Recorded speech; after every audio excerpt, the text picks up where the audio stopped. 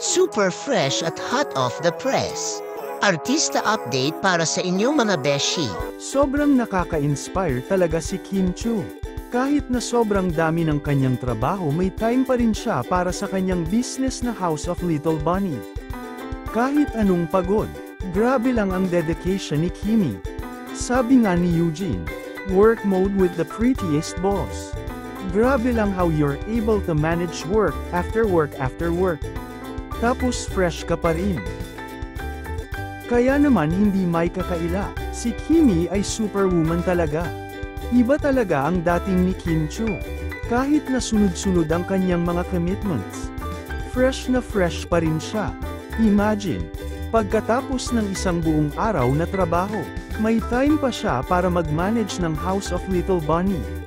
Fresh na fresh ang aura ni Kimi dahil happy siya sa kanyang mga ginagawa. Parang si Paolo Avellino lang.